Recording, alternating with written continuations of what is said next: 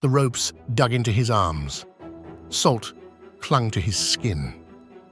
The mast quivered as the sea fell into an eerie silence, as though the world itself waited for something ancient to awaken. And then, the song rose. A sweetness impossible to describe, drifting over dead waters. Odysseus strained against the bonds he had demanded. His men rowed steadily, deaf to the lure.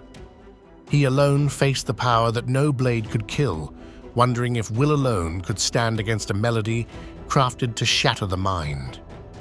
10 years he had wandered, a king without a throne, a husband far from the warmth of hearth and home. Ithaca lay somewhere beyond the trembling horizon, but storms, divine grudges, and the long shadow of Troy had twisted his path into a bitter maze. Every dawn reminded him of the distance between his longing and his reality. Yet fate had one more snare for him, not a storm or serpent, but a song older than memory. Circe had spoken in her moonlit grove, her voice steady as carved stone. "Your path runs by the Sirens," she said. "They sing knowledge and glory. All who listen perish." She described meadows carpeted with bones, sailors locked in death's embrace, their skin shriveled and clinging like parchment. Then she pressed warm beeswax into his palm and delivered her most vital command. "If you beg to be freed, they must bind you tighter." Back aboard his black-prowed vessel, Odysseus gathered the men who had followed him through fire and storm. He spoke plainly of the Sirens' sweetness and their shore of death. None flinched. They had seen too much to doubt him.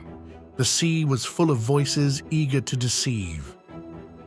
He warmed the wax over the brazier and sealed each warrior's ears, trapping them in utter silence. For himself, he chose the harder path. He pressed his back to the mast and allowed the ropes to coil across him, chest, arms, wrists, until he stood bound like a prisoner awaiting judgment.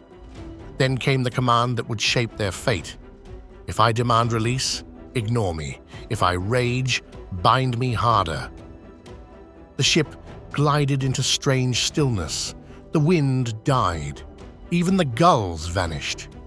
It was as though the world dared not speak within reach of the Sirens. The horizon dimmed, and the crew, deafened by wax, rowed on, trusting only in the strength of their oars and the wisdom of their captain.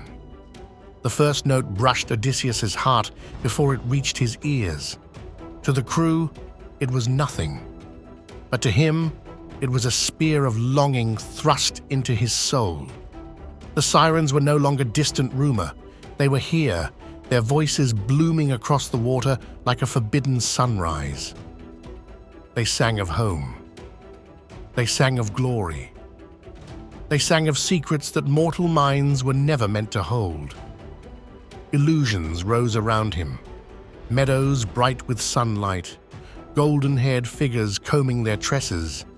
But beneath the beauty lay wreckage and rot, the truth hidden behind glamour.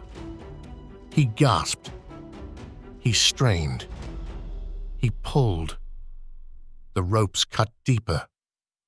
Desire drowned reason. The sweetness became a chain around his mind.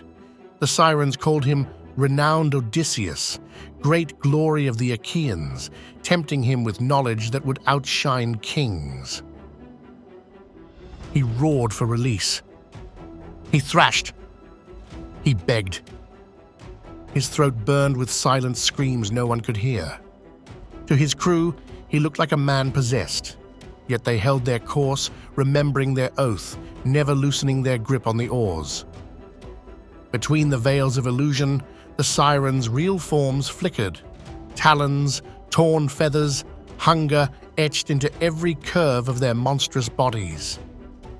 They shifted between beauty and nightmare, weaving deception through every note that left their razor-sharp mouths. Seeing their captain's agony, his men acted.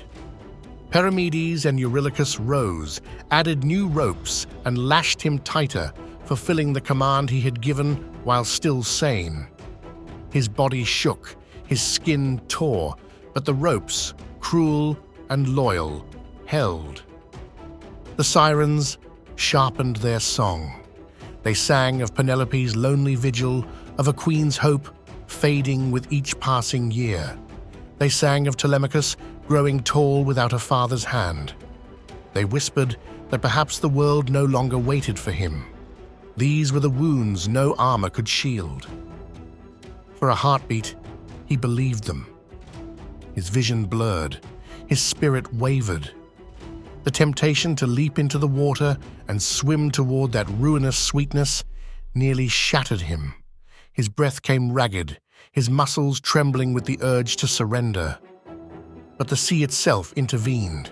A faint breeze stirred the sail. The ship inched past the jagged rocks. The Sirens' voices trembled, stretched thin by distance and desperation. Their power waned with every heartbeat. And then, silence. The spell snapped like a bowstring. The world rushed back, the slap of waves, the creak of wood, the dull ache of blood returning to bound limbs. Odysseus sagged against the mast, drenched in sweat, breath trembling.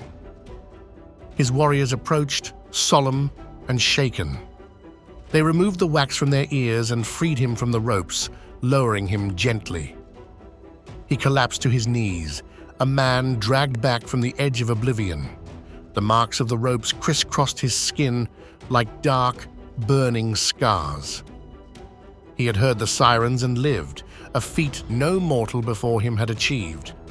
But the cost echoed in his eyes. He had glimpsed beauty meant to break the mind, felt temptation sharp enough to carve away reason. His triumph was not born of pride or strength, but of humility, of knowing he would fail and choosing to bind himself before the danger struck. He looked once toward the fading cliffs, where myth says the Sirens flung themselves into the sea after their defeat. But he did not linger. The waters ahead darkened.